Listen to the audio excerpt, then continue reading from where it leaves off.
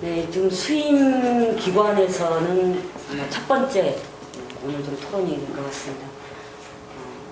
6.16 당대회에서 2차 협상 내용에 대해서는 4가지로 우리가 정리한 바가 있습니다. 당내 의견 수렴을 했고 또 수임위원들 워크숍을 통해서 부서가비서 투와 국민참여당 문제 그리고 강령, 초안 이런 것들은 좀 확인이 됐는데요. 오늘 우리 토론에서는 부서가비서 이를 포함해서 우리 협상안을 가지고 당내에 더 공론화하는 그런 계기가 됐으면 좋겠고요. 또 보완될 점이라든지 이런 것들이 충분히 좀 논의되어진다면 이후 수임이나 이 논의 과정을 거쳐서 또 저희가 협상에 나가는데 도움이 되었으면 합니다. 자, 그러면 진보신당의 2차 협상안에 대한 패널 토론 지금부터 시작하겠습니다. 사회를 맡은 저는 당원사업단장을 맡고 있습니다. 윤난실입니다. 그리고 발제는 우리 김영탁 총장님, 수임위원이십니다. 네. 패널 소개를 해 올릴까요? 직접 하실래요? 제가 포민하게 그냥 지나가죠. 고민하게 일단 소개를 하겠습니다. 지금 당원들이 보고 계시기 때문에요. 동작갑의 위원장 활동하고 계시는 김학규 동지. 네, 반갑습니다. 박수도 힘차게 쳐주시기 바랍니다. 구로당협위원장을 맡고 계시고 대변인 강상구 동지. 네. 영등포 당협위원장으로 좀 활동하고 계시죠? 정호진 동지. 반갑습니다. 동작 당협위원장의 김종철 동지. 네, 고맙습니다. 오늘 토론은 이렇게 진행하려고 합니다. 일단 김영탁 총장님께서 15분 정도 우리 2차 협상 내용에 2가지를 좀 집중적으로 해서 발제를 해주실 겁니다. 하나는 부서가비서 2의 내용과 지금도 쟁점이 되고 있는 국민참여당 문제 15분 정도 발제해 주시고요. 발제를 듣고 난 이후에 패널들께서 각 7분씩 토론을 해주시고 이후에 좀 집중할 토론 주제를 정해서 또 집중 토론을 좀 진행해서 2시간 정도 이렇게 예정했으면 합니다. 자, 그럼 곧바로 발제 듣도록 하겠습니다. 예, 사무총장 김영탁입니다. 발제를 하도록 하겠습니다. 가급적이면 좀 짧게 하도록 할 텐데 워낙 뭐 또 내용이 있어서 어떻게 될지 모르겠네요. 4가지 2차 협상의 내용 중에서 먼저 이 합의문 그 해석에 관한 문제 같은 경우에 지난번 이 대표자 회의를 통해서 이정희 민주노동당 대표가 착오가 있었다라는 것들을 인정을 했고요. 그래서 이 합의문의 원문과 합의 정신을 그대로 재확인하는 걸로 그렇게 했고요. 지금 현재 협상이 진행되고 있는 것은 이 대표자 회의하고 집행 책임자 회의에서는 참여당 문제가 가장 쟁점이 형성되어 있는데요. 그것과 별개로 지금 민주노동당과 진보신당 양당이 협상을 좀 진행하고 있는데 주되게 부서가비서의 당헌의 관계에서 좀 논의를 하고 있는 상황이 되고 있습니다. 지난번 수임기관 2차 회의 워크숍에서 결정된 사항이 있습니다. 하나가 국민참여당 문제인데요. 두 번째가 부서가비서 2와 관련해서 진보신당의 안을 만들었습니다. 먼저 국민참여당 문제와 관련해서 좀 말씀을 좀 드리겠습니다. 아마 당계 시판 등을 통해서 자료가 이미 나와 있는데요. 다들 아마 보셨으리라 보는데 제가 좀 짧게 좀 말씀을 드리겠습니다. 크게 3가지로 되어 있는데 먼저 첫 번째가 국민참여당의 주요 지도부는 참여정부와 청와대와 행정부를 책임졌던 인사들이기 때문에 참여정부의 신자유주의 정책에 대한 책임으로부터 자유로울 수 없다는 점을 규정하고요. 두 번째, 국민참여당은 노선 전환에 대한 분명한 입장 표명과 함께 과거의 신자유주의 정책에 대한 진정성 있는 조직적 성찰이 있어야 한다. 그런데 이 성찰은 몇 마디 말로 대신할 수 있는 것이 아니기 때문에 조직적으로 과거와 다른 정치 활동을 통해 행동으로 검증되어야 한다. 따라서 이러한 노선 전환과 성찰의 진정성을 확인하기 위해서는 충분한 기간 동안 실천적 검증이 필요하다. 그래서 행동으로 검증돼야 되고 그리고 충분한 기간이 필요하다는 것들을 나타내고 있습니다. 세 번째로 이러한 점을 종합적으로 고려할 때 국민참여당을 새로운 진보 정당의 참여 대상으로 포함시키자는 주장은 진보 대통합의 근본 정신을 훼손하는 것으로 진보 대통합 자체를 좌초시키는 중대 변수가 될 수 있음을 분명히 한다. 따라서 새로운 진보 정당과 국민참여당은 총선 및 대선에서의 선거 연대와 함께 주요 현안에 대한 공동 사업을 통해 사공안의 실천적 검증과 신뢰를 쌓아가는 관계가 바람직하다. 그래서 이 점은 지금 현재 국민참여당을 통합의 대상으로 포함시키자고 하는 이야기는 진보 대통합 자체를 무산시킬 수 있다는 것들을 분명히 한 결정사항이라고 보시면 되겠습니다. 참고로 민주노동당 수임기간 2차 회의 결정사항을 좀 말씀을 드리면 저희하고는 상당히 좀 다릅니다. 민주노동당에서는 먼저 국민참여당이 5.4일 연석회의 최종 합의문과 후속 합의서에 동의하고 참여정부의 오류와 한계를 일정하게 성찰한 것에 대해 긍정적으로 평가한다고 하고 있습니다. 두 번째로 국민참여당의 참여 문제는 당원 및 노동자, 농민 등 기층민중의 의견을 광범위하게 수렴하고 민주노동과 진보신당이 합의하는 일정에 따라 진보신당과의 통합 문제가 일단락된 후 최종 결정한다고 되어 있습니다. 그런데 진보신당의 통합 문제가 일단락되는 시점은 민주노동당 수임기관에서 추후에 판단하는 걸로 그렇게 결정이 나였습니다. 예. 두 번째 부속 합의서 2와 관련해서 진보신당의 안을 좀 말씀을 드리겠습니다. 그 진보신당의 안은 크게 4가지 항으로 이루어졌습니다. 하나가 공동집행부 구성에 가는 것이고요. 두 번째가 대의기관 구성에 가는 것입니다. 그리고 세 번째가 총선과 대선의 방식과 후보 결정 방식이 되겠고요. 네 번째가 당의 합의제, 의사결정의 방식에 대해서 규정을 하고 있습니다. 먼저 집행부 구성의 내용을 읽고 있는 1번 항을 보면 먼저 1-1로 중앙당에 관계되는 내용인데요. 저희들 아는 2012년까지를 과도기간으로 규정하고 있습니다. 그래서 2012년까지 10인 내외의 공동대표를 운영하고 3인 내외의 상임대표를 둔다. 그리고 공동대표단의 한 약 40% 내외는 새롭게 진보정당에 참여하는 세력을 대표하는 인사들로 구성한다고 되어 있습니다. 그리고 2012년 이후에는 9인 내외의 최고위원 제도를 도입하는데요. 1인 1표로 선출하도록 하고 있습니다. 그리고 중앙당의 중요한 그 부서의 어떤 책임자들, 예를 들어서 사무총장, 정책위의장, 기획위원장, 홍보위원장 등은 참여하는 세력 간에 함께 책임지는 방식으로 균형 있는 인사가 되도록 한다고 되어 있습니다. 두 번째로 강력시도당인데요. 강력시도당은 일정한 시기까지 3인 내외의 공동위원장, 그리고 5의 부위원장, 공동사무처장을 두도록 하고 있습니다. 물론 일정 기호 이상은 새로운 참여 세력의 인사들로 구성하도록 되어 있습니다.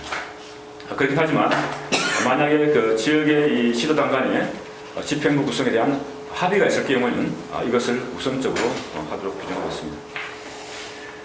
그리고 일정한 시기가 지나고 난 이후에 어떻게 되냐면 5인 내외의 위원장단을 1인 1표로 선출해서 집단 지도 체제를 구성하고요.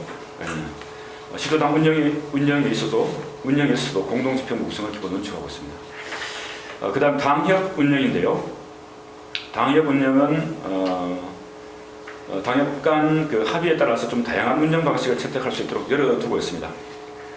그리고 기초자치구나 국회의원 선거구별로 당협을 둘 수 있도록 하고 있습니다. 지금 현재는 저희가 시군구로 하고 있죠. 당협은 일정한 시기까지 3인 내외의 공동위원장과 공동부위원장을 두고 공동의 사무국을 구성하도록 합니다. 단 당협 차원의 조직 통합은 2012년까지 완료하도록 하고요. 조직 통합이 되기 전까지 종전의 당협 체계를 유지할 수도 있도록 하고 있습니다. 만약에 그럴 경우에 신규 당은 광역시도당에서 관리합니다. 또한 광역시도당 내 합의로 2014년까지는 당원은 주소지와 직장 위에 자신이 원하는 당협에 소속될 수 있도록 하고 있습니다. 이제 그 이후에는 1인 1표로 5인 내외 위원장단을 선출해서 집단 지도 체제로 운영합니다. 두 번째로 대의 기간인데요.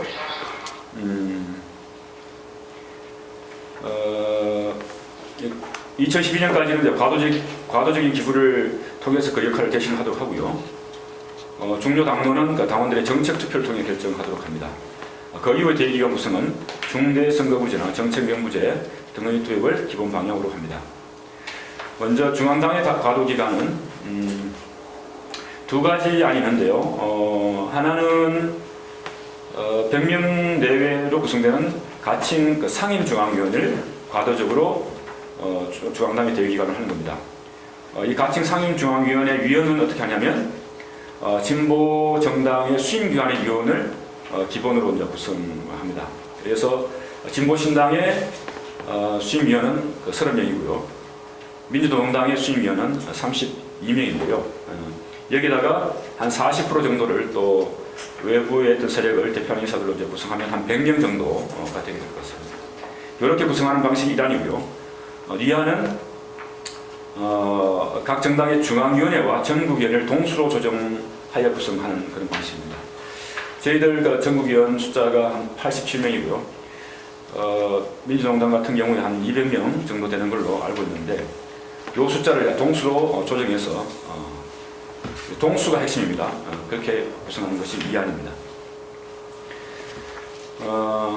그리고 광역시도당과 당협의 이제 대의기구 같은 경우에 1안은 공동위원장들이 참여하는 확대운영위원회, 2안은 각 정당의 지역조직의 대의기관위원을 동수로 조정하여 구성하는, 물론 여기도 일정 비율은 새로 참여하는 세력들에게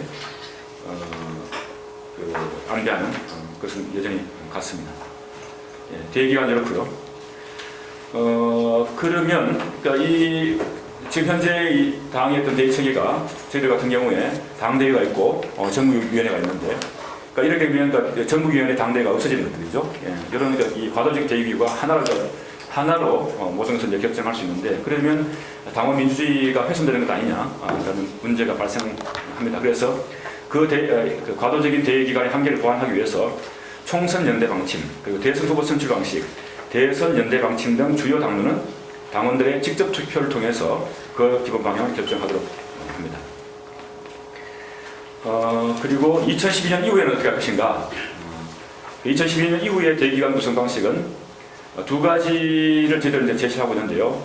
하나는 10인 내외의 중대선거구제 도입을 등을 통해 1인 1표제 하는 방식과, 또는 이제 권역별 정책 명부제 등의 도입을 기본 방향으로 하고요. 그 최종 결정은 그때 가서 하는 것을 하자는 것이고요. 다만 이 경우에도 여성 및 장인 할당이 이루어지고요. 궁극적으로 남녀 동수제 시대를 통해서 실질적인 성평등 정당으로 나갈 수 있도록 하고 있습니다. 그리고 그 외에도 민주적인 당 운영과 당원 참여를 활성화할 수 있는 다양한 방안을 모색한다. 세 번째로요, 공직 후보인데요. 먼저 2012년 총선 비례 후보는 1인 1표 방식으로 선출합니다. 단 명부의 40%는 노동생태, 시민사회 등에서 새롭게 진보정당에 참여하는 인사들을 대상으로 열어두는 것입니다. 이쪽에 개방형 명부제가 되게 됩니다. 그리고 2010년 총선 지역구 후보 같은 경우에 참여하는 세력 간의 균형 있는 후보 출마를 원칙으로 합니다. 그렇게 하기 위해서 새로운 진보정당이 함께 참여하고 있는 세력 간의 선거구 조정 등 공동 후보를 선정하고 신설 합당 이후에 이를 승인하는 것으로 보고 있습니다. 그리고 신설 합당 이후에는 통합 정신을 살리고 균형 있는 후보 출마를 위해서 다수가 소수를 배려한다. 그리고 그래도 단서 조항 하나 달았는데요. 2012년 총선 후보와 관련해서 지역 시도당 간에 합의가 이루어진다고 한다면 그 합의를 우선한다. 세 번째로 2012년 대선 후보인데요. 대선 후보는 당원과 진보정당 지지자 그리고 국민의 의사를 반영하는 합리적 경쟁 방식의 도입을 통해서 선출한다. 당원, 지지자, 국민의 의사를 반영하는 그런 구조가 되겠습니다. 대선은 그렇고요. 2014년 지방선거인데요. 2014년 같은 경우 좀 상당히 좀 시간이 좀 걸리는 문제여서 딱히 아주 구체적인 방안을 마련하기 상당히 어려운 점이 있을 텐데, 어떤 2014년 지방선거 후보자와 관련해서는 당내 협의와 합의를 우선시하되 경선 시에는 합리적 경쟁 방식을 도입하는 등 어느 일방의 후보 독식을 방지하기 위한 방안을 마련한다. 특히 광역단체장 후보는 대선처럼 당원과 진보정당 지지자 그리고 국민의 의사를 반영하는 선출 방식을 기본으로 하고요. 기초단체장, 광역위원, 기초위원회 공직 후보는 어느 일방의 후보 독식을 방지하고 당의 단기를 위한 선출 방안을 마련하여 시행한다고 되어 있습니다. 크게 이제 네 번째 사항으로 당내 소수 의견을 존중해서 민감하고 중요한 당론 결정은 합의를 기본 원칙으로 당을 운영한다. 그리고 총대선 등 선거 관련 방침, 과도적 대의기구에 의한 당규 재개정의 경우에는 3분의 2 이상의 찬성으로 의결하도록 한다. 또한 선거관리위원회와 당기위원회의 경우에는 객관성과 공정성을 담보할 수 있는 방안을 마련한다. 이것이 저희들이 마련한 부수가비서 이게 아닙니다. 민주노동당이 아니고요, 진보교연이 아니는데요. 이게 다 설명할 수 없을 것 같고, 참고로 부수가비서 2와 관련해서 진보신당과 민주노동당의 차이가 되고 있는 주요한 논점을 좀 말씀드리는 것에서 발언을 좀 마치겠습니다. 먼저 과도 기간과 관련해서 진보신당의 경우에는 2012년 대선까지를 기본으로 하고 있습니다. 그런데 민주노동당의 경우에 2012년 총선까지, 총선 이후에 바로 새로운 지도부 선출하자라고 보고 있습니다. 여기에 이제 차이가 있고요. 집행기구와 관련해서는 진보신당과 달리 민주노동당은 지역 당협에 관한 규정은 빠져 있습니다. 그래서 저희들 같은 경우에는 지역 당협까지도 공동위원장 등 여러 가지 어떤 복수 방안들을 마련하는 걸로 되어 있는데, 민주노동당은 지역 당협, 지역위원회 같은 경우는 단일 지도 체제로 하자는 것으로서 해석할 수 있을 것 같습니다. 대의기구와 관련해서는 저희들 아는 동수 구성입니다. 과도기간 동안의 동수 구성이고요.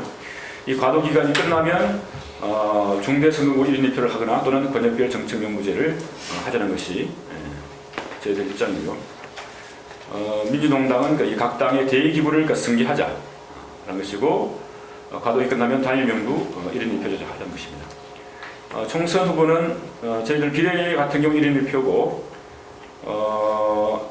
1인 1표의 40%를 개방형 명부로 하자는 것이고, 지역 후보는 합의해서 조정하자는 것인데요. 민주노동당은 비례 1인 1표는 당연히 갖고요. 저희는 40% 개방형 명부인데 민노당은 전략 추천을 검토한다는 것이고요. 지역의 경우에 합의 조정 이후에 합의 조정이 안 될 경우에 진성당원제 정신에 맞게 선출하자.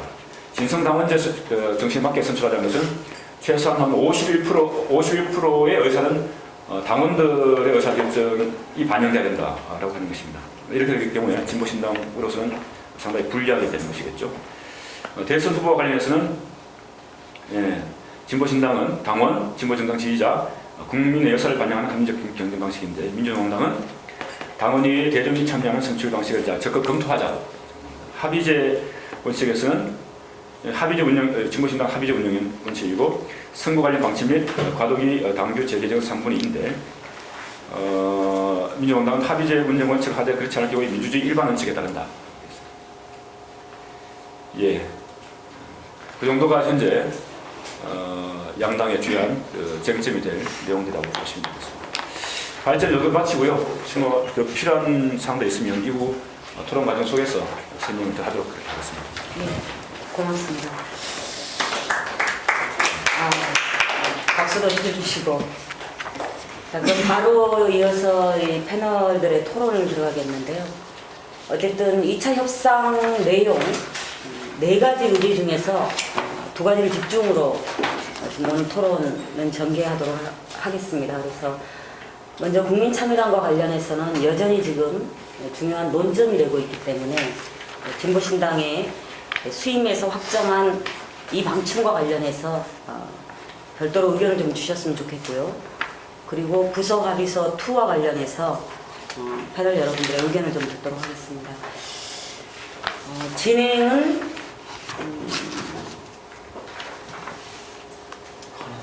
가나다 순서로요? 가나다 순서로? 예. 별 말씀이 없으시기 때문에 강상구 동기부터 말씀드리겠습니다. 예. 7분이라고 아까 그러셨죠? 네. 7분은 딱 제고. 네. 죄송합니다. 2가지 시간을 누가 재주시나요? 저기 예, 그 적절하게 맞춰주십시오. 네.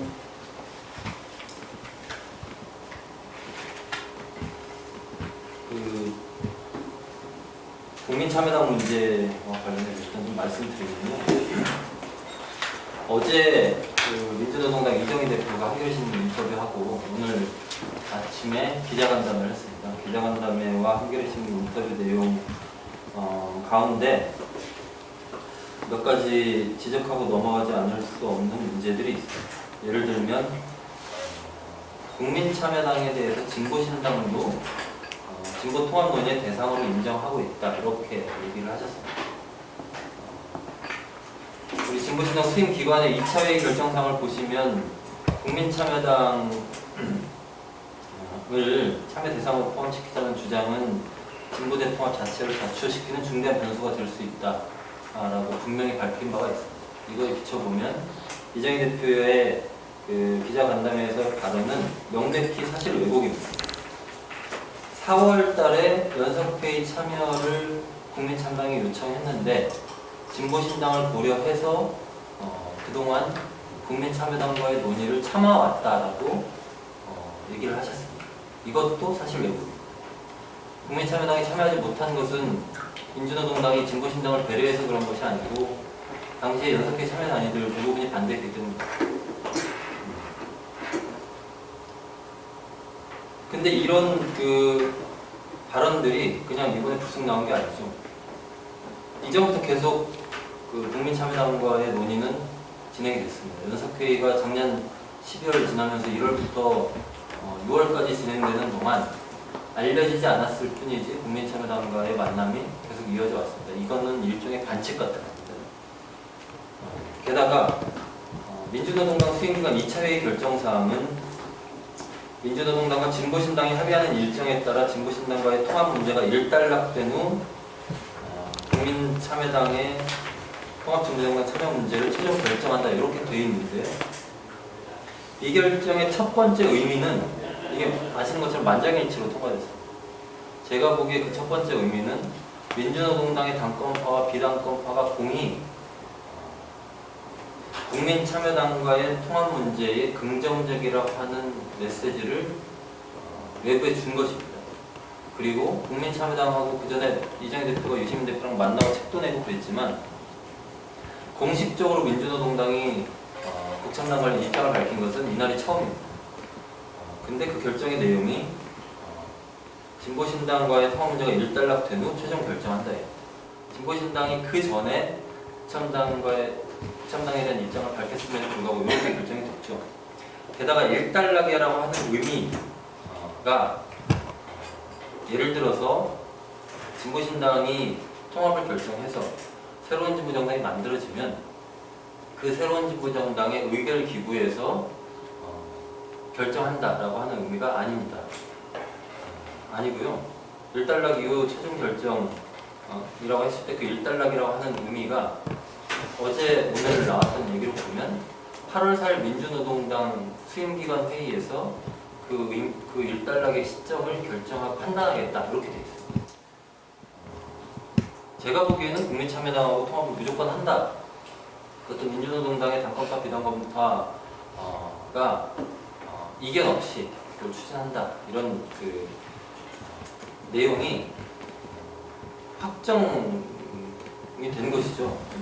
그래서 국민참여당 참여 문제와 관련을 해서는 우리가 수임기관을 통해서 결정한 바가 있기 때문에 이 결정에 준해서 진보신당이 움직여야 된다고 봅니다.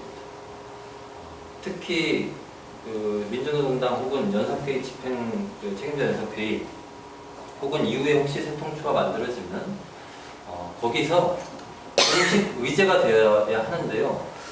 제가 지금 정확히 기억하고 있는지는 모르겠는데 국민참여당 문제는 민주노동당이 수임기관 2차 회의에서 그렇게 결정을 해서 일단은 새통추에서는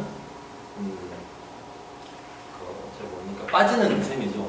새통추 참가는 일단은 빠지는 것으로 이해될 수 있는데 그것 때문인지 모르겠지만 국민참여당 참여 문제가 쟁점이 되긴 하지만 수임기관 연석회의 혹은 새통추의 공식 의제로 논의하자고 정확히 제안되거나 진보신당이 그걸 제안하거나 그러지 않은 것으로 제가 생각하고 있고요. 그렇게 안 되겠다. 공식 논의가 필요하다. 의제로 다뤄서. 특히나 진보신당과의 통합 논의가 일단락된 이후에 국참당 문제를 다룬다고 했을 때 그것이 진보신당 측의 의사와 전혀 무관하게 민주노동당의 의결기구를 통해서 결정될 가능성이 너무하고 등등의 사정을 감안하면 그것이 오히려 진보신당의 그 통합 의지에도 대단히 부정적인 영향을 미칠 것이 틀림없습니다. 그게 의도된 거면 더 나쁘고요. 그 점에 대해서 분명히 공식적인 그 논의 테이블을 통해서 짚고 넘어가거나 아니면 통합 문제에 대해서 우리가 애초에 선언한 대로 중대 변수가 뭔지를 보여줘야 되는 겁니다. 두 번째 부속 합의문 이에 대해서는요.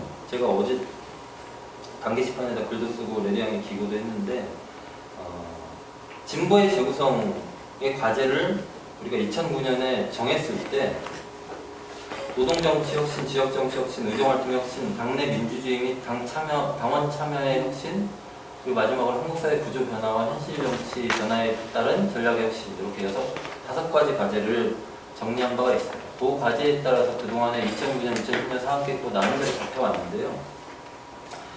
오히려 부속합의서 2는 부속합의서 1이나 531 합의문보다 훨씬 진보의 재구성이라는 과제를 담고 있지 못하다고 하는 것이 제 생각입니다.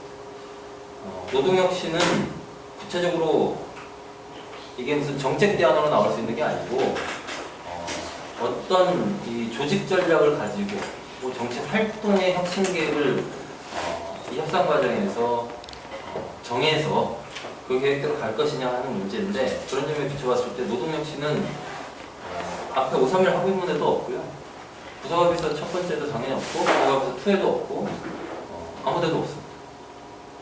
지역정치활동 혁신도 없습니다. 의정활동 혁신도 없고 당내 민주주의와 당원 참여가 부속합의서 2의 애초의 의미인데 지금 부속합의서 2의 내용은 진보신당하고 민주노동당이 어떻게 하면 싸우지 않을 건가에 맞춰져 있습니다.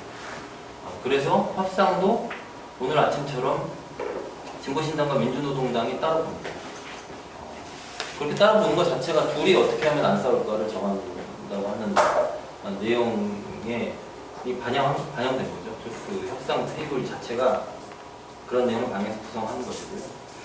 그래서 저는 원래 우리가 2009년부터 선언했듯이 패권주의를 극복하고 당내 민주주의를 구현하기 위해서는 새로운 운동의 전망을 제시하고 이를 통해서 정파에서 자유로운 사람들이 다수가 당원으로 들어오게 하는 것만으로도 방법이 없다. 두 번째는 그걸 전제로 했을 때 당원들의 자유로운 당 생활에, 당 활동에 참여가 어떤 방식으로 가능할 것인가에 대해서 고민해야 된다. 지금까지 안 했으면 지금 논의 과정에서라도 고민을 해야 되는 것이죠. 이게 그냥 통합정당 만든다고 해서 자동으로 된다고는 누구도 장담할 수 없습니다. 그런 점에서 이제 뭐 시간이 거의 다 가서요. 4번까지 있는데 그 5번, 6번은 제가 그 글로 제안을 했었습니다. 5번의 내용은 진보정당의 10년 활동, 진보신당의 3년 활동, 그리고 민주노총으로 대표되는 노동자 운동의 그동안의 활동이 각자 보여왔던 한계가 있습니다. 이것을 진보 재구성 과정에서 동시에 극복할 수 있는 안이 제출되어야 되는 거 아닌가 판단하고, 노동자 운동의 한계는 딱 이거였습니다. 기업별로도 중심으로 가는 거고, 그래서 경제투쟁 말고 잘 못한다. 그것을 넘어서기 위해서 국민과 함께하는 노동운동 뭐 이런 얘기도 나왔지만, 그게 실제로 기업별 노조 체계를 넘어서서 공장 담벼락을 넘어서 지역으로 나누면 그렇지 않다는 거는 제 주장이 아니라 다 그렇게 평가합니다. 지역에 뿌리 내리는 정당 운동을 못했다고 하는 것도 공통의 평가고요. 그러면 이걸 넘어서면서 경제 투쟁은 힘 있는 대공장 사업장 노동자들을 투쟁하면 임금 올리는 그 결과를 나올 수 있죠. 투쟁 승리하는데요. 거기에 딸리는 하청 노동자들은 막 일도 못하고 이러니까 힘들어요. 근데 그거를 기존 노동운동이나 정당운동이 못 챙기니까 우익들이 그거를 근거로 해가지고 대공장 파업 못하게 그 여론전에서 활용하고 그럽니다. 이런 문제들을 해결하기 위해서 다시 말씀드려서 경제투쟁 그리고 기업별 노조 체계에 매몰되면 노동자들이 단결하는 게 아니라 오히려 분열한다. 그래서 노동자들의 계급적 단계를 이뤄내는 것이 저는 국민과 함께하는 노동운동의 핵심이어야 된다고 생각하고요. 그걸 위해서는 기존의 정규직 노동자들이 지역으로 전면적으로 나와야 된다. 그리고 지금 논의 과정에서 그걸 요구해야 된다고 하는 거죠. 이렇게 운동의 구조가 변하고 그 다음에 그런 구조가 변화해야 된다는 것에 대해서 민주노총이 강한 의지가 있으면, 그래서 10만 당원을 모으고 100억 그 당비를 모아주겠다 이렇게 얘기를 하면 저는 그게 거짓말이 아니어야 된다고 생각하고요. 비정규직은 50억도 못 모았지만 100억 모아준다고 하니까 그 1년에 100억이거든요. 당비로 하면 5년만 하면 제가 구로에서 민중이 하는데 딱 5천만 원. 그러면 1년에 200개고 5년에 1000개입니다. 저는 이거 약속되면 그 통합하자고 주장하고 다닐 겁니다. 근데 이게 아니면 진보의 재구성이 진보정치 통합 논의 과정에서 전혀 논의되고 있지 않다. 구속합의서 2에는 그런 내용이 들어가야 되는 거 아닌가라고 제안드리고요. 또 하나는 1분 30초 안에 끝나겠습니다. 당원의 활발한 당 참여를 위해서는 기존의 조직실 구조로는 안 됩니다. 이거는 그냥 정무위원회 오라고 연락하고 그 다음에 집회 조직하고 이러면 돼도 당원의 당 참여 자체에 집중하는 그 시스템은 아니었어요. 그거를 만들어야 된다. 이렇게 좀 말씀드리고 싶고, 이걸 통해서 모범을 정상하고 뭐 이렇게 해야 되는데 그것도 지금 약속하지 않으면 안 될 겁니다. 왜냐하면 구속합의서 2가 싸우지 않는 규칙이기 때문에요. 그 규칙을 잘 지키는지 어쩐지 그 규칙을 최대한 활용해서 우리 쪽이 어떻게 하면 승리할 것인지에 앞으로 2, 3년만 계속 집중합니다. 그러면 당원의 당 참여는 2, 3년만 또 미뤄질 것이고요. 그래서 지금 약속해야 된다. 이 정도 말씀드립니다.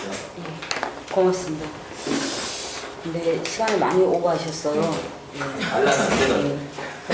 근데 제가 다시 요약 정리하지는 않겠습니다. 이따 토론 과정에서 몇 가지 이제 주요한 얘기들이 좀 나왔기 때문에 그 핵심 주제 토론에서 뭐 다뤄보았으면 좋겠다 싶고요. 바로 이어서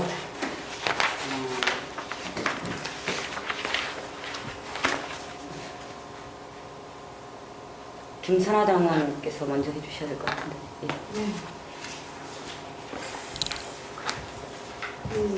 애초에 2차 협상에 임하기 전에 6.16 진보신당 민주당 대회에서의 결정 사항은 5.3일 합의문이 미흡하고, 그렇기 때문에 이것을 더 재검토하고 확보하고 그리고 마무리되지 못한 부속합의문 2 관련한 내용을 만들어내고, 그리고 중간중간 있어왔던 여러 가지 의혹된 부분, 의혹으로 남겨진 부분들을 다시 재검토하자, 분명히 하자라는 의미에서 2달의 기한 연장이 좀 있었던 것 같습니다.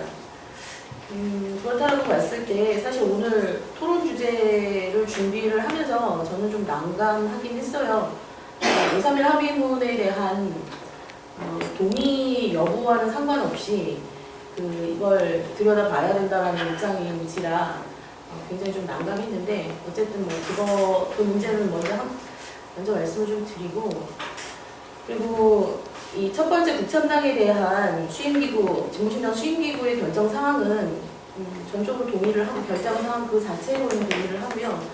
그렇지만 이게 과연 연석회의 안에서 얼마나 관철될 수 있을 것인가, 그리고 민노당의 좀 전에 이제 강상무 동지가 말씀하셨던 민노당 안에서의 여러 가지 흐름들이 구체적으로 지금 드러나고 있는데 그 부분이 굉장히 우려스러운 건 사실이고, 전체적으로 국삼당에 대한 긍정적인 기류가 형성되어 있는 가운데에서 협상이라는 그 테이블 안에서 우리의 의사를 어떻게 관철할 것인지 이 부분에 대한 그 보강이 마련되지 않는 이상 굉장히 그 연석회의 지속과 관련한 걸림돌로 작용할 수밖에 없겠다. 그것에 대한 구체적인 방안을 좀 마련해야 되지 않겠냐라는 생각이 좀 들고요.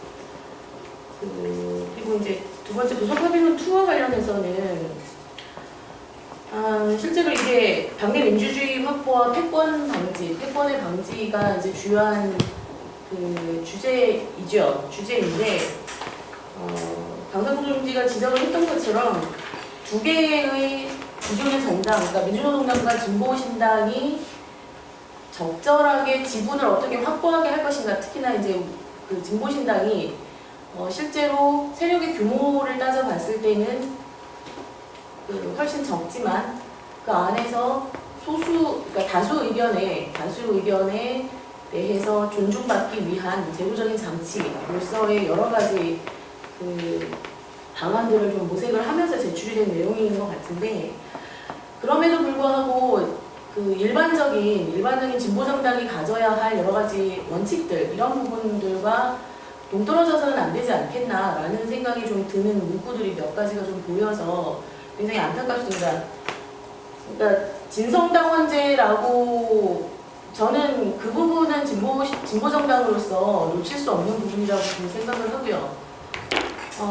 그렇다면 이런 경우에는 다르고 저런 경우에는 다르고, 이런 식의 원칙이 진보정당으로서 과연 떳떳하게 국민들 앞에 이야기할 수 있겠나라는 부분에 있어서 굉장히 좀 회의스럽다는 말씀을 좀 드리고, 그리고 실제로 그 세력의 크기, 당원의 규모를 봤을 때 객관적으로 소수임에는 분명하거든요. 그렇다면 그것을 이전에 경험했던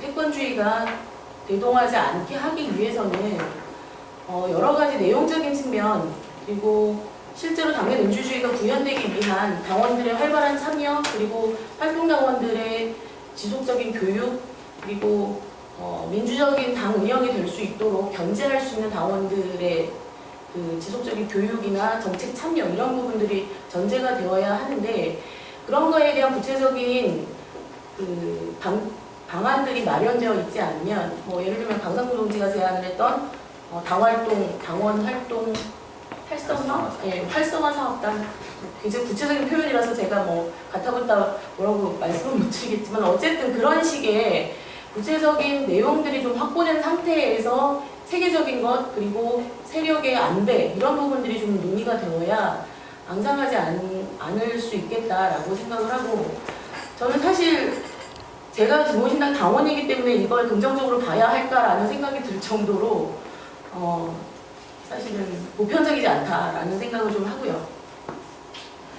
그리고 이제 마지막으로는 여기 제출되진 않았지만 그 세통추 연석회의를 어떻게 변환할 것인가 라고 했을 때 6.16 진보신당 민주당대회 결정사항과 어떤 식으로 지금 진행되고 있는 집행책임자 회의나 이런 부분에서 어떻게 진행되는지 정확하게 그 보고를 분명하게 받지는 못했지만, 어찌됐건 세통추라는 추진위원회라는 이름으로 가게 되었을 때 지금 정치회의라는 걸로 제안을 하신 걸로 알고 있는데, 수임기구에서는 세통추라는 명칭의 문제가 굉장히 단순하지만은 않다고 생각을 해요. 그것이 세통추라는 것으로 갔을 때 6.16 당대의 결정사항이 위배되는 것 이런 부분에 대해서는 어떤 입장을 가지고 있으신지, 그리고 집행책임자회의에서 실제로 어떻게 진행이 되고 있는지, 이 마지막 부분은 제가 좀 궁금해서 여쭤보고 싶은 부분입니다. 예, 그렇게 세 가지 좀 말씀드리고 싶습니다. 이상입니다. 어떻습니까? 저기 질문 나온 건 바로 좀 답변을 좀 하시면 좋을 것 같은데, 그 세통추와 관련한 그렇게 할까요? 네. 오늘 바로 좀 뭐, 그건 토론성이 아니기 때문에요. 예. 새롭게 6.16 당대회 이후에 연습회의 대표자 회의가 한 차례 열렸는데요. 그 자리에서 그 조수순 대표가 그 새로운 그 진보 정당 통합을 새로운 통합 진보 정당 추진을 위한 그 정치 회의라고 하는 명칭을 제안했고요. 근데 그에 대해서 아주 뭐 구체적인 뭐 합의가 이루어지지 못한 상태로 그 집행 책임자 회의에도 마찬가지 이 문제를 다루었는데 정치 회의를 제안하는 것에 대해서 집행 책임자 회의 나온 단위들 중에서 진보 회의는 뭐 정치 회의라고 표현하더라도 모방하겠다.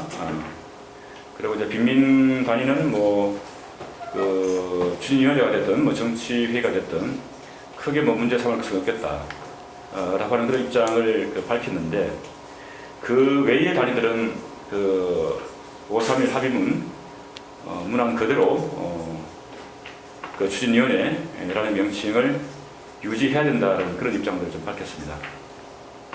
뭐 저는 어쨌든 뭐 그 5.3.1 합의문은 그 일체의 문구 수정이 있어서는 안 된다라고 하는 그 생각에는 동의하고 앞으로도 뭐 그 생각을 유지할 것이긴 하지만, 새로운 그 통합진보정당 추진위원회는 5.3.1 합의문에 나와 있는 것이 고유명사가 아닌 것이고, 오히려 이후에 그 이 세통추의 성격을 본다면 정치회의라고 하는 것들이 5.3.1 합의문의 정신을 더욱 잘 살릴 수 있는 것이어서 그 정치회의로 그 명칭을 바꾸었으면 좋겠다는 어떤 이야기를 했는데, 최종적인 뭐 합의를 보지 못했습니다. 이제 오히려 단위의 참가들은 그 진보 신당에서 제기하고 있는 그 마음은 충분히 이해하는 측면도 있지만, 그럼에도 불구하고 기왕에 결정된 사항들을 변경시키면 계속적으로 이 합의문을 또 변경시켜야 되는 문제가 있기 때문에 진보 신당이 다시 한번 그 새로운 진보정당 추진위원회로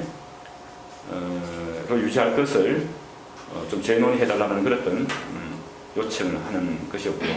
그래서 이 문제는 뭐 계속 결론을 내지 못하고 내일 있을 집행 책임자 회의, 그리고 모레 있을 대표자 회의에서도 계속적으로 명칭 문제는 계속 논의를 할 수밖에 없는 그런 상황입니다.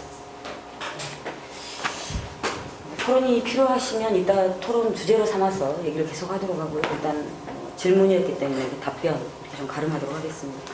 다음은 김종철 동지께서 토론해 주시죠. 저는 그 6.16 우리 임시당대에서 결정한 그러니까 네 가지 그 추가 협상, 사실상 추가 협상이죠. 2차 협상. 2차 협상 내용 중에서 이제 얘기 나오는 게 국민참여당 문제하고 소속가부서 추 이 문제가 되고 있는데, 그 부분에 대해서 얘기하고 1번에 대해서 그 양당 대표 간의 합의문 이견에 대한 확인 문제에 대해서 말씀드립니다. 7분 동안 하려니까 빨리빨리. 국민참여당과의 통합에 대한 입장은 아까 그 강상우 대변인 잘 지적한 대로 그 사례를 한 가지 들면은 저희 진보신당 동작구는 이렇게 국민참여당하고 어느 정도 그 지역사회가 좀 활발한 편이거든요. 그런데 국민참여당 당원들이 오히려 굳이 자기들로 따지자면 복잡화가 많아요. 국민참여당 복잡화. 그런데 그 이유는 저희랑 교류하고 대화하고 뭐 이렇게 하는 과정에서, 그러니까 국민참여당과 진보신당이 상당히 다른 당이구나. 그리고 민주노동당 포함해서 이 상태에서 당원들이 그냥 이렇게 섞였을 때 굉장히 심각한 문제가 발생하겠다는 것을 직감적으로 아는 거죠. 뭐 유시민, 뭐 이정희 뭐 이렇게 손들고 뭐 이럴 수는 있고, 또 아니면 다른 사람들은 지도부끼리 이렇게 손들 수는 있겠지만, 당원들을 섞어놨을 때는 이게 하나의 당이라고 보기 힘들 정도의 잘못하면 과정이 될 수 있다. 그렇기 때문에 당을 통합하기 위해서는 국민참여당과 뭔가를 같이 조직적으로 같이 하기 위해서는 상당한 시간과 동의가 필요하다는 것을 직감적으로 서로 느끼고 있는 거거든요. 그런데 제가 여기서 문제 삼고자 하는 거는 민주노동당이 그런 것을 모를 리가 없다. 조직 운영을 해본 사람들이고, 그리고 그렇다고 한다면 지금 민주노동당의 국민참여당에 대한 태도는 전형적으로 볼 때 사실상 2012년 대선을 염두에 둔 통일전선에 불과하다라고 보는 것입니다. 그리고 그러한 그 행태를 보이고 있는 것에 대해서 저는 상당히 좀 분노스럽습니다. 이게 국민참여당이라는 당이 뭐 저희와 경쟁하는 당이라 합니다만은 그 사람들이 그렇게 결집되어 있지 않다면 사실은 그냥 민주당에 지지하거나 아니면 뭐 아무것도 안 하거나 아니면은 뭐 진보정당 쪽으로 약간 지지를 보내거나 뭐 이러면서 이렇게 둥둥 떠다니면서 정치적으로 단련되지 못하고 그럴 가능성이 높은데 여하튼 자기들이 이제 정당을 하겠다고 모여있는 그 조직에 대해서 굉장히 그것을 이렇게 조직을 함께하고 당원들과 함께하겠다는 그런 방식이 아니라 바로 딱 낚아채는 방식으로 가는 것. 특히 가장 중요하다고 그 진보통합에서 상대방을 여기 있는 진보 신당이 그에 대해서 명확히 반대 입장을 밝혔음에도 불구하고 물론 뭐 그 진보 신당의 반대 입장에 대해서 본인들이 동의할지 안 할지는 모르겠습니다만은 그럼에도 불구하고 오늘 뭐 이정희 대표가 그런 식으로 그 어제 발언하고 또 계속해서 그것을 추진하는 것을 봐서는 오히려 국민참여당 통합 문제에 대해서 우리가 이런 입장을 밝혀야 한다 이렇게 하는 게 중요한 게 아니라 저런 식으로 추진하는 세력과 지금 해서하는 게 어떤 의미가 있을까라고 하는 그런 의구심이 듭니다, 사실. 제가 뭐 여기에 대해서 그래서 우리 진보신당의 수인기구에서 만든 안에 대해서 제가 뭐라고 하자는 게 아니라 이 문제는 심각하게 바라봐야 한다. 그러니까 단순한 결정 그 자체가 중요한 게 아니라 그런 과정 전반에서 지금까지 벌어진 문제에서 굉장히 강히 재평가를 해야 된다는 생각이 들고요. 좀 웃긴 얘기로 유시민 대표의 국민참여당을 같이 하겠다는 의지를 강하게 표시한다는 것은 좀 냉정하게 보면 이 통합정당의 대선 후보는 유시민으로 사실상 인정하는 거 아닙니까? 국민이 중요하다고 하면 가장 높은 지지율을 받는 그 후보를 갖다 딱 영입해놓고 이건 말이 안 되는 거잖아요. 저는 그런 부분에서 종합적으로 평가를 해야 된다는 생각이 있고요. 부속합의서 2는 뭐 그 진보신당 안에 대해서 저는 뭐 특별한 불만 없습니다. 아까 강상구 동지 얘기한 대로 우리가 미래로 나아가기 위해서는 무엇을 해야 되냐 이런 것이 부분이 빠져있다는 것을 굉장히 공감하는데 하지만 지금의 쟁점이 여하튼 굉장히 다른 질의 조직 두 개가 합쳐지는 이런 양상으로 지금까지 왔기 때문에 이 부분에 대해서는 크게 그런 건 없고 오히려 1번과 2번 등등 2012년 전략이나 이런 부분들이 어느 정도 인식의 일치가 있다고 만들어진다고 보면 부속합의서 2는 그렇게 결정적으로 그런 부분은 아닐 것 같다라는 그런 생각을 합니다. 그리고요. 마지막으로는 저는 1번 문제에 대해서 1번, 즉 진보신당과 민주노동당 대표의 합의문 의견에 대한 확인 이 부분인데 이 부분을 그냥 이렇게 너무 쉽게 넘어가려고 하는 느낌이 좀 들어요. 왜냐하면 저 같은 사람은 그 문제가 굉장히 많은 것에 파생 영향력을 미치고 있다고 보거든요. 그러니까는 어떻게 보면 막 국민참여당한테도 그렇게 막 유연하고 뭐 애들 다 유연하고 막 해줄 것 같은 집단이 정치 세력이 그 문제에 대해서 굉장히 이렇게 철두철미하게 이렇게 돼 있고 또 그 속에서 약간 이해할 수 없는 어떤 이렇게 조직 운영이나 이런 조직이나 패권이나 이런 게 나타나는 것이라고 저는 이해하기 때문에 이 문제에 대해서는 우리가 그 사람들을 비난하려고 하는 게 입장을 정확히 확인을 해야 된다. 그리고 이것은 단순히 뭐 저의 의견이 아니라 분명히 1번으로서 6.16 당대에서 입장을 우리가 1번으로 확인해야 된다라고 결정을 한 것입니다. 그러니까 당이 그 대의기구든 당원이든 이렇게 중요하다고 생각하고 딱 결정한 문제에 대해서 입장을 보여줘야 되는데 이정희 대표가 합의문의 원문과 그 원문에 대해서 자기가 잘못 인용했다는 것을 인정했을지언정 이것을 어떻게 처리하겠다 이런 식으로 민주노동당이 얘기한 적이 없잖아요. 그리고 우리 진보신당 지도부도 이것을 그냥 이렇게 그럼 뭐 됐나 보다 이렇게 넘어가는 분위기인데 그 이후에 제가 이것에 대해서 뭔가 논의하는 걸 뭐 들어보지는 못했거든요. 그래서 저는 이 부분을 확인해야 된다고 봅니다. 만약에 대안이 필요하면 저는 그래서 그때 얘기했듯이 두 개의 당론을 인정하자. 우리도 더 이상 산대에서 비판하라고 통합정당이 그 단일한 당론을 비판하자고 하지 않겠다. 하지만 당신들도 이것을 다수결로만 하려고 하지 마라. 두 개의 당론이 있음을 인정하라든가 뭐 이런 식으로 해서 우리가 무엇인가를 제안을 하든가 그 당대회의 결정에 대해서 당이 책임지는 모습을 보여야 되는데 이 문제가 불거지면은 지금 민주노동당이 애써좋다해서 판을 깰까봐 두려워가지고 안 하는 것은 아닌지 그냥 이렇게 넘어가려고 하는 것은 아닌지 이런 좀 의구심이 있거든요. 저는 그 부분에서 그 당의 공식 기구에 대한 그 책임감이 필요하다 이런 생각합니다. 일단 여기까지 제 입장입니다. 고맙습니다. 바로 이어서 김학규 동지 토론 듣겠습니다. 저는 여기 나온 기본 내용을 보면 총론에서는 기본적으로 좀 동의를 하고요. 구체적인 부분에서 몇 가지 좀 의견을 이야기하는 식으로 하겠습니다. 국민참여당과의 관계 문제 이런 부분이 지금 많이 이야기가 되고 있는데 상당히 매듭이 지어질 듯 하다가 또 오늘 이렇게 논란이 되다 보니까 새롭게 좀 이야기될 수밖에 없는 이런 측면이 있다고 생각하고요. 이것은 우리가 당대회 하기 전에 분명한 우리의 입장을 좀 정리를 해서 그리고 그 연석회의든 아니면 세통추든 이 부분에서 좀 분명히 일단락을 좀 짚고 당대회에 안건을 올릴 수 있도록 최소한 이 부분이 어떻게 앞으로 정리되겠다라고 하는 그 투명한 어떤 그런 부분을 대의원들이 그리고 당원들이 좀 이해할 수 있도록 하는 조건하에서 좀 안건이 올라왔으면 좋겠다는 생각이 들고요. 그런 측면에서 여기 나온 내용 이 부분에 기초해서 좀 협상을 좀 이렇게 정리를 해주셨으면 좋겠다 이런 부분 말씀드리고요. 부속 합의서 관련해서는 일단 6월 20일 우리 임시 당대회에서 결정한 내용에 기반해서 봤을 때 이 형식에 있어서도 이제 정치회의라고 이제 접근하자 우선 그리고 이후 그런 이제 본래 얘기했던 추진위원회로의 전화 이런 전망을 갖는 건 불가피한 우리의 사정이 있다고 생각을 하고요. 그것을 어떻게 이제 다른 부분들을 설득하면서 문제를 풀어나갈 것인가에 좀 더 세심하게 좀 접근을 했으면 좋겠다.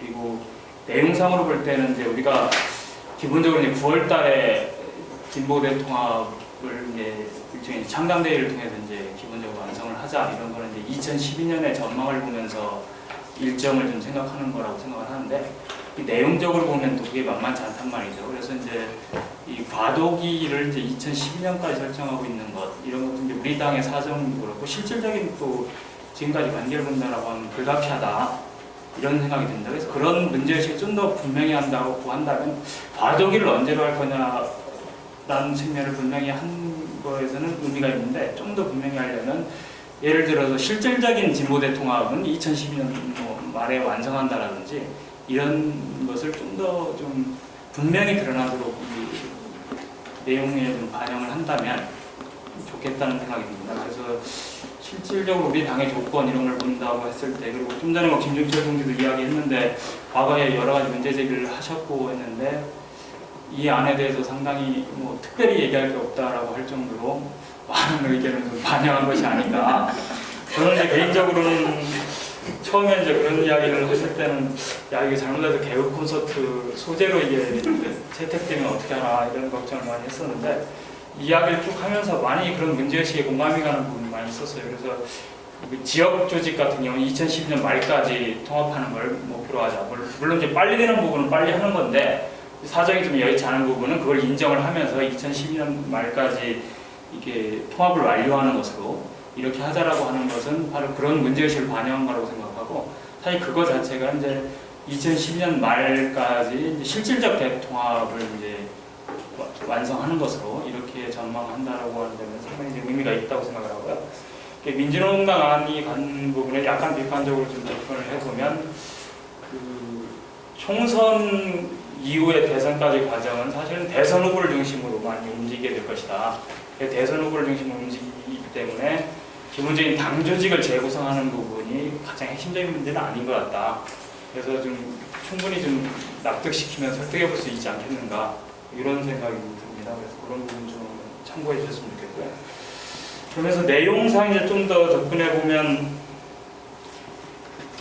제가 듣기로는 여성위원회 의견을 반영을 해서 1인 1표 이것에 좀 뭐랄까 불편하지 않는 그래서 여성명부의 도입 이런 부분에 대해서 적극적으로 좀 이렇게 반영을 하는 것으로 이야기를 들었는데 여전히 3-1에 보면 총선 비례대표 후보 선출 방식을 1인 1표 방식으로 한다고 했는데 이게 이제 그런 걸 반영한 건지 아닌지 한번 좀 답변을 더 해주셨으면 좋겠고요.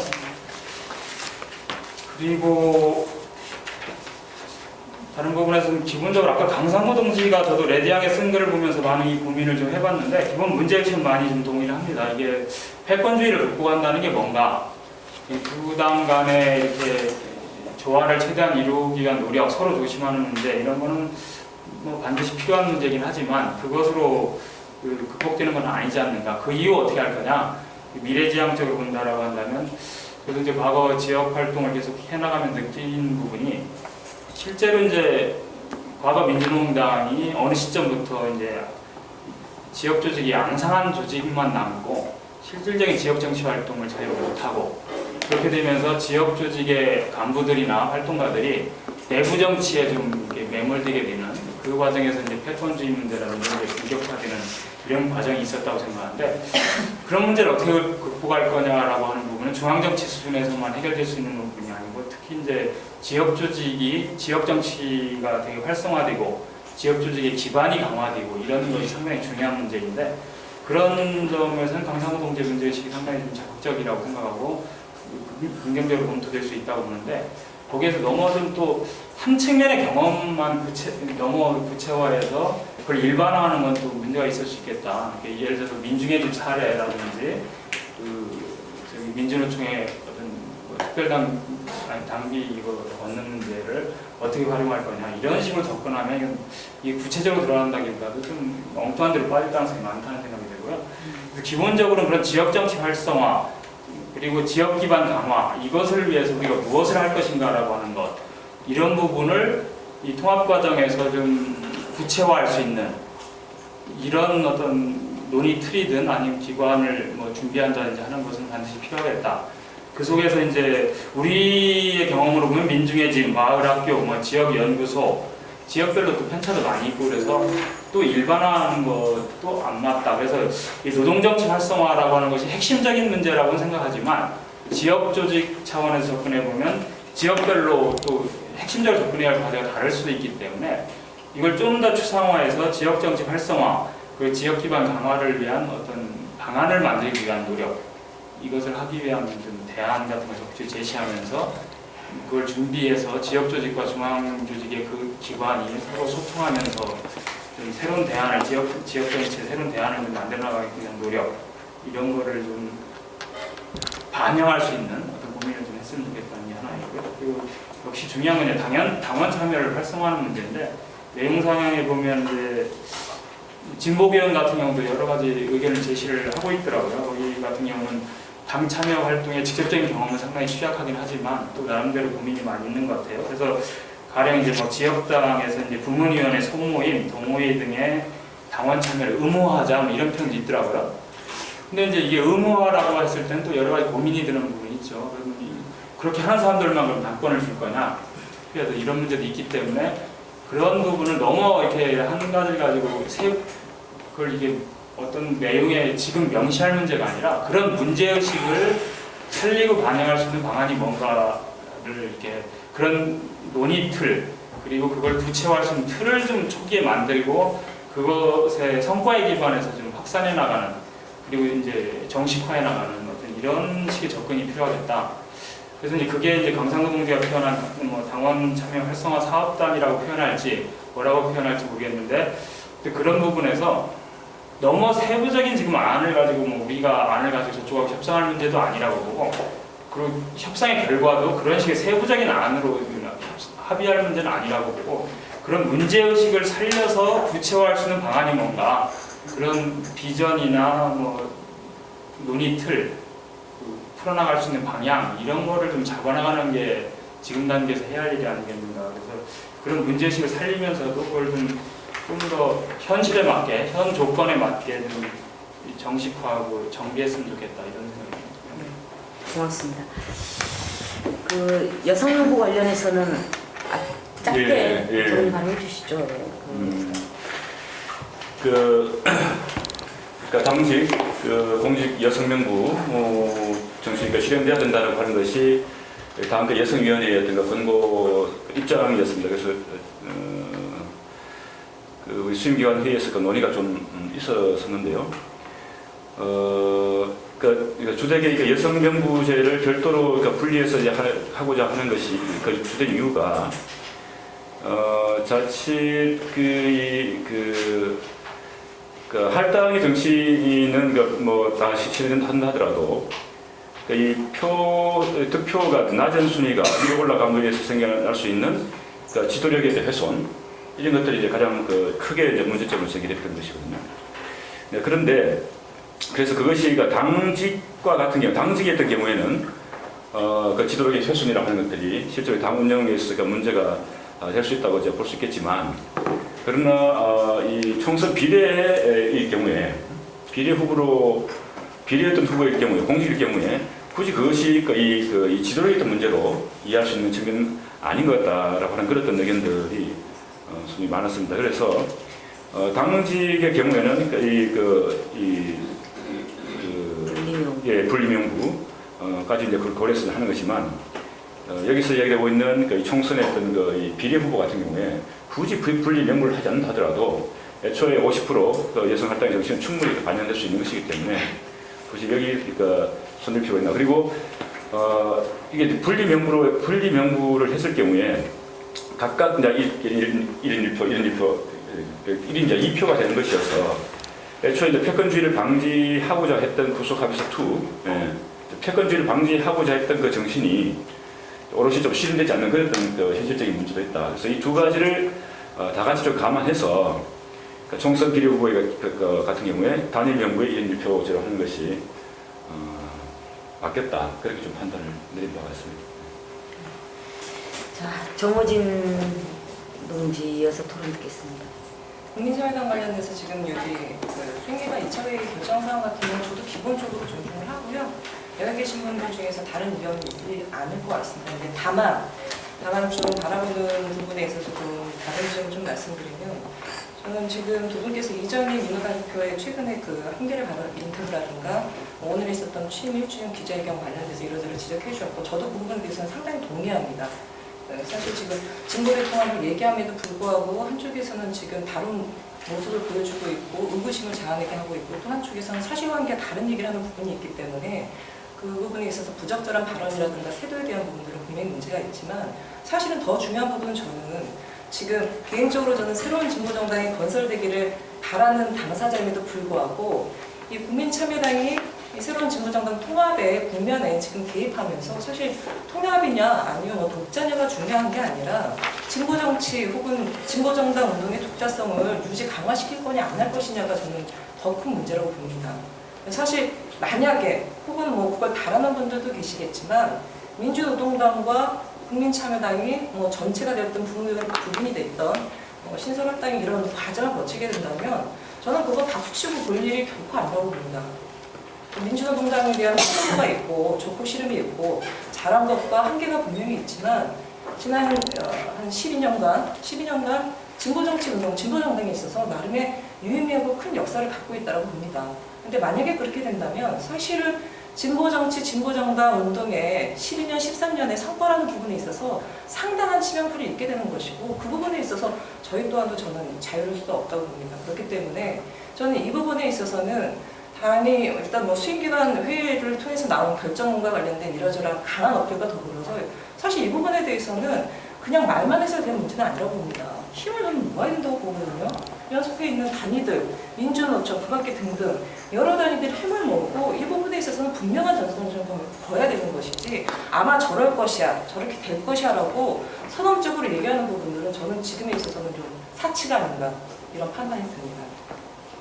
그리고 패권주의 관련된 지금 부속합의서 투하 관련돼서 말씀드리면요, 저는 사실 이게 제도의 문제이기 때문에 사실 제도가 맞는 건 아니잖아요. 또 그렇다고 제도가 자칫 잘못되면 또 제도가 제도로 낳는 이런 좀 악순환이 되는 것 같습니다. 여러 가지 부분이 있지만 기본적으로 당 운영하는데 기본적인 제도는 저는 필수 불가이라는 요소라고 보지만, 사실 이게 지나치게 강조가 되면 당이 사실은 제도 위에 있는 당의 기풍이라든가 문화라든가 이런 부분들이 저는 굉장히 좀 폐쇄적이 되면서 너무 경직되는 부분들을 좀 예전에 좀 많이 봤습니다. 사실 그래서 아까 강상호 동지가 얘기했던 안 싸운 게 위해서 지금 이거는 제출된 거라고 했는데 맞습니다. 제가 보기에도 맞고요. 저도 사실 이 지금 부속합의서 2에 대해서는 그렇게 만족하지는 않습니다. 근데 사실 중요한 출발은 저는 그거라는 생각이 들거든요. 저희 뭐 주변에 계신 분들 중에서 과거에 민노당 경험이 있던 분들이 많이들 얘기하는 게 민노당 때 맨날 내부에서 싸움하느라고 인문 듣다 이런 게 정말 많이 하세요. 밖으로 나가야 되는데 내부 정치 휘둘리다 보니까 맨날 싸우다 보니까 이런 얘기를 했는데 사실 그게 물론 이제 뭐 제도의 문제 때문은 아닌 것 같습니다. 사실 뭐 제도의 문제보다는 이미 기품이 무너졌고 사실 패권이라는 부분은 제도로서 저는 완벽하게 보완될 수 있는 문제가 결코 아니라고 보거든요. 다수 소수의 문제가 있고 누구 말대로 내가 하면 잘한 거고 남이 하면 패권이고 지금 그런 말도 유행이잖아요. 사실은. 때문에 패권의 문제는 저는 제도로서는 분명히 해결될 수 있는 문제가 아니다. 그리고 뭐 새로운 진보정당이 탄생이 됐든 어떤 조직인 간에 패권의 문제는 발생할 수 있지만 이런 부분들을 어떻게 하면 최소화할 수 있는지에 대한 부분이라고 봅니다.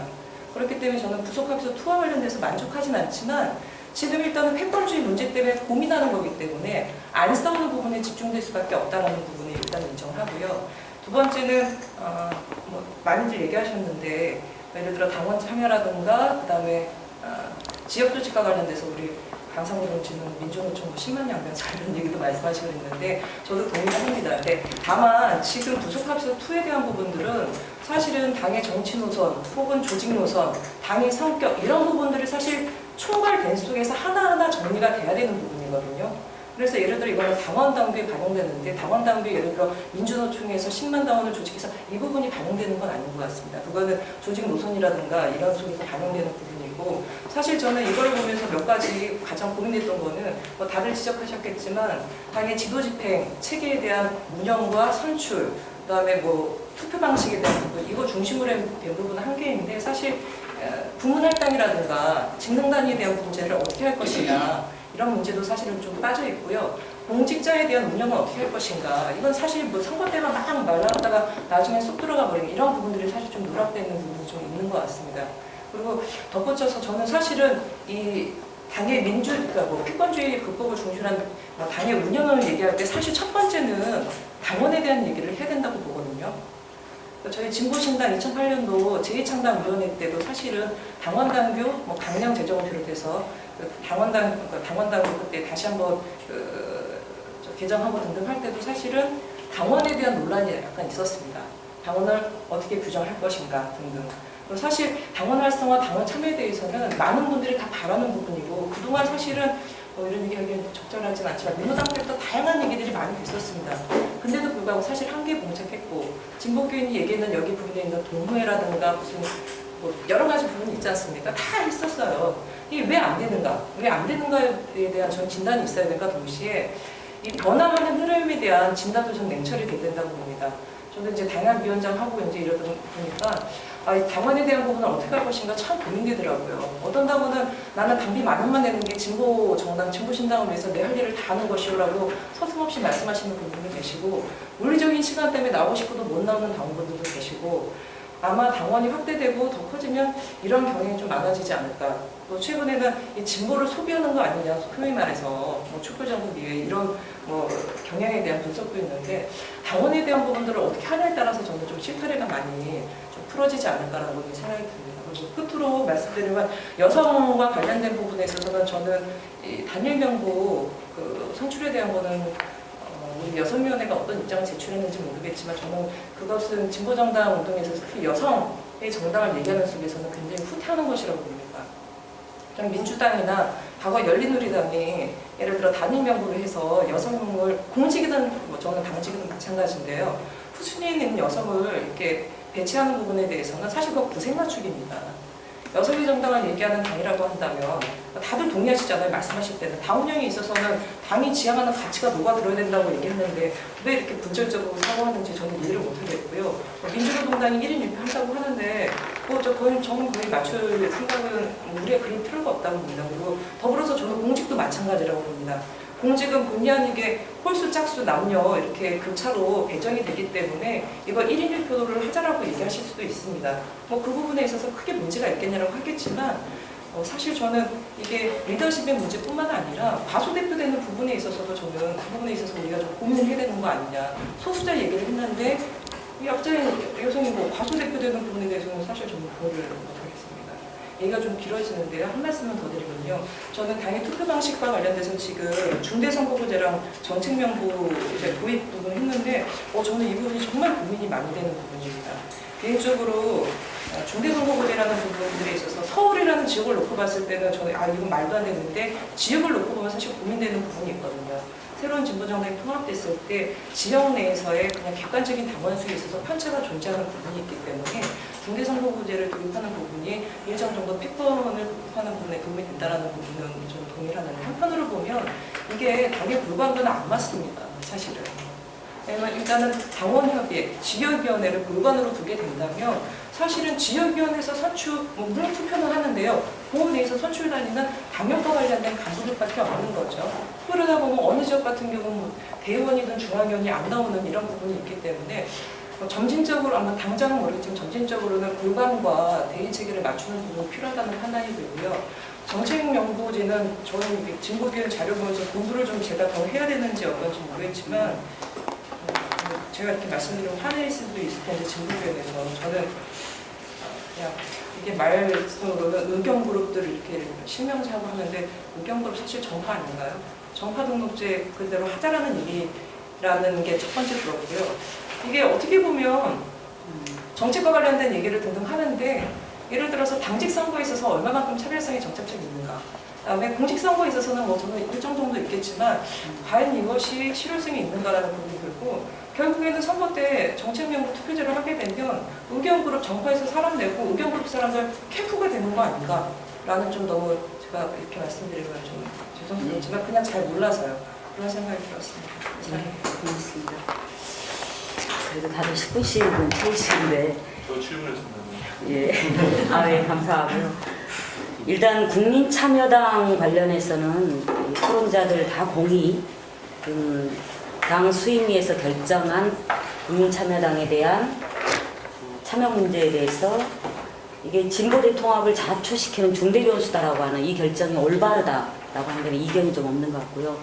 다만 현실적으로 진보대 통합과 새진보정당 건설 과정에 국참이 실질적으로 진보정당, 우리 진보신당이 결정한 것처럼 이 과정에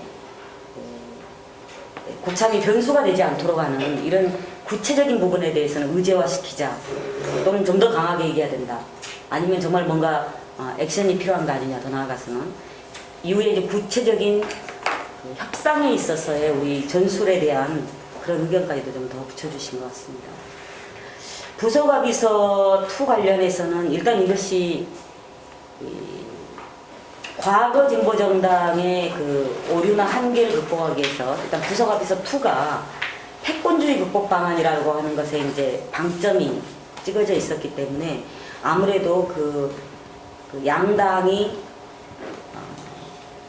함께 공존할 수 있는 룰, 제도에 더 많이 좀 가 있었는데요.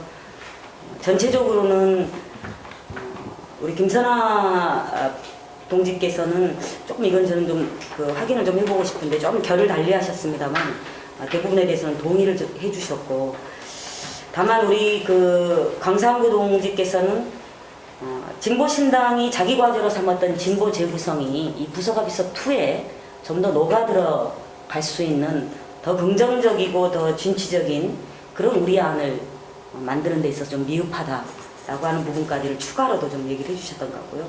구체적으로 그것은 이제 부서가 비서에 5, 6번 항을 만들 수도 있지 않느냐라고 하는 대안도 주셨습니다.